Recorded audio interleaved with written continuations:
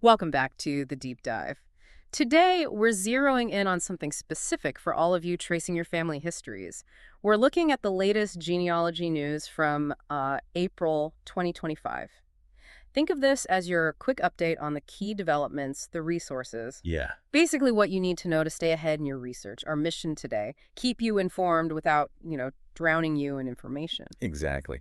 And April was, well, it was a pretty busy month for new resources. We've kind of sifted through it all to bring you the highlights, the things we think will really make a difference to your research. Okay, sounds good. Let's dive right in then. First up, some big news from Find My Past. Something about the bailiwick of Guernsey, I heard. Sounds quite significant for anyone with Channel Islander roots. Oh, it is. Yeah, definitely significant. So on April 14th, Find My Past put millions of Bailiwick of Guernsey records online. This is huge, especially for researching families from Guernsey itself, but also Alderney and Sark. It's an area where getting centralized records hasn't always been easy. Millions. Wow, that really is substantial. What sort of information can people access now? It's a real mix, a really rich collection. You've got the Greff records, those are the official government ones, births, marriages, deaths, key stuff. Plus, they've digitized parish church registers, baptisms, marriages, burials, and some of those go way back, like late I 1500s. mean, 1500s, goodness, that's properly diving deep, isn't it? It really is. And beyond those vital records, there are also German occupation identity cards from World War II, which offer, unique insights for families in the Channel Islands during that specific period. And conveyance documents, too, property transfer records. They can tell you a lot about where your ancestors lived and sort of their place in the community. Right, so it builds a much broader picture than just names and dates, across different times, too. Game changer, like you said. It feels like it, yeah. And it's worth mentioning this was a big team effort.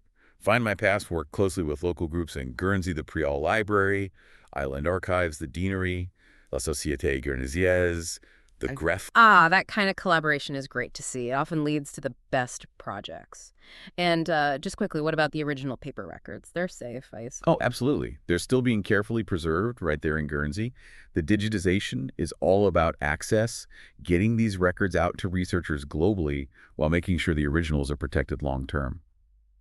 It's also worth noting, data protection laws mean some of the really recent records might not be fully viewable online just yet. Sure, that makes sense. Standard practice, really. And if someone wants to start exploring or just learn more about the project itself. Yeah, there's a dedicated website the partnership launched, familyhistory.gg, that's AG like Guernsey, great place for background info. And then, of course, the actual records are searchable on the Find My Past platform. Okay, excellent. So familyhistory.gg and Find My Past. Got it. Now moving on, another big name, MyHeritage. They also had a pretty packed April, didn't they? Lots of new records. They certainly did. They added a massive 105 million historical records.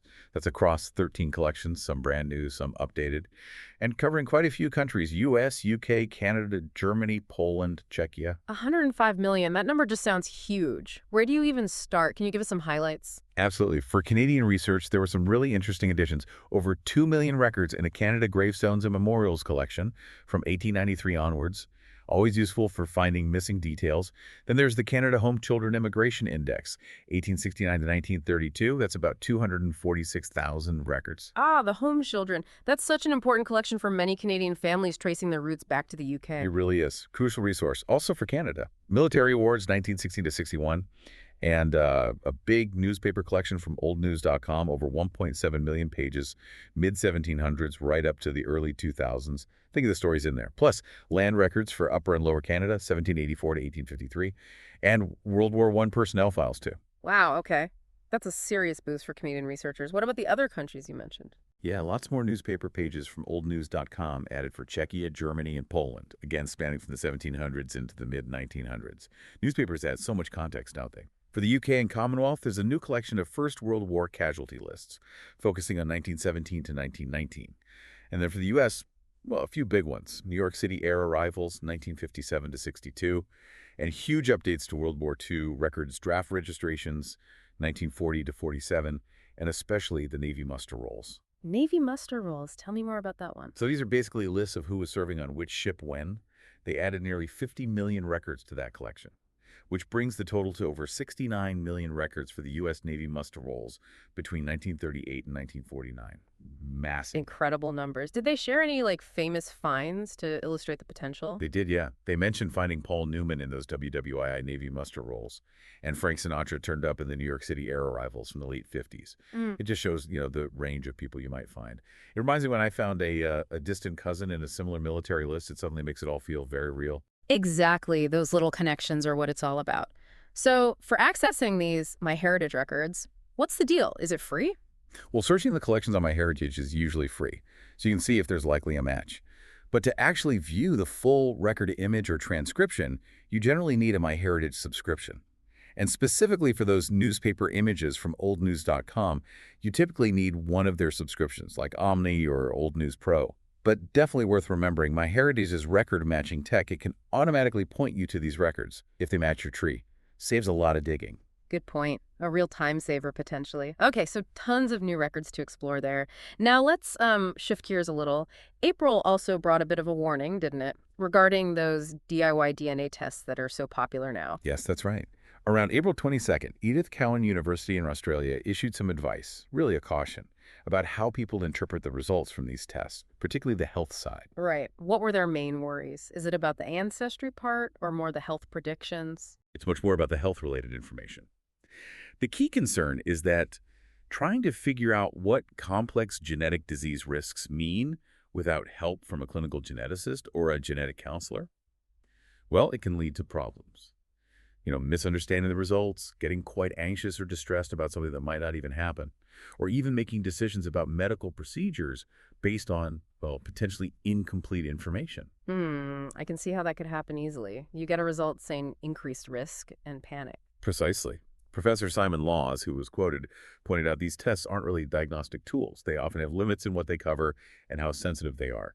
He also made the point that, lots of people might carry a genetic marker for something, like Alzheimer's. The Chris Hemsworth story brought that to light recently. But they might never actually get the disease. Yeah. So the advice is pretty clear. If you have genuine health worries or a family history, talk to your doctor, your GP, or maybe get a referral to a clinical geneticist before you do one of these tests. They can help you understand what results actually mean in context. That's really sensible advice. The tech is amazing, making DNA testing so accessible, but yeah, interpreting health stuff definitely needs that expert layer. Okay, and one last piece of April news to touch on. Something about wills, potential changes coming. That's right. The Law Commission of England and Wales. They're expected to publish a big report on reforming the laws around wills, probably sometime in April 2025, and it's expected to come with a draft will bill. The main idea is modernizing things, and one of the big talking points is the potential for allowing electronic wills. Electronic wills. Wow. Okay. That really would be bringing things into the digital age. Is there support for that? Yes, the Law Society, for example, seems generally supportive of updating the whole will-making process. It could change quite a bit about how wills are created, maybe stored, accessed in the future. Could make things more efficient, potentially. Interesting. So that's definitely something to keep an eye on, especially for how it might affect, future genealogists accessing that information down the line. Exactly, a developing story. Well, that feels like a good roundup of the key genealogy news from April 2025. We've had those massive record releases, Find My Past for Guernsey, MyHeritage, across several countries. Plus that important heads up about interpreting DIY DNA health results carefully. Right. And the potential changes coming for wills in England and Wales. So, plenty to digest. If your research touches the bailiwick of Guernsey, definitely check out familyhistory.gg and Find My Past. And for anyone with US, UK, Canadian, or those European roots we mentioned, dive into those new MyHeritage collections. See what pops up. And please, that reminder again, if you're looking at DNA for health insights, approach it with caution. Talk to the professionals. Absolutely essential. Okay, so as we finish this deep dive, here's something to think about. We're seeing these huge digital record releases, and now even talk of electronic wills. How do you think all this ongoing digitization might change genealogical research in the years to come? What new discoveries or maybe even new challenges are waiting for us as we piece together our past in this increasingly digital world? Something to ponder until our next deep dive.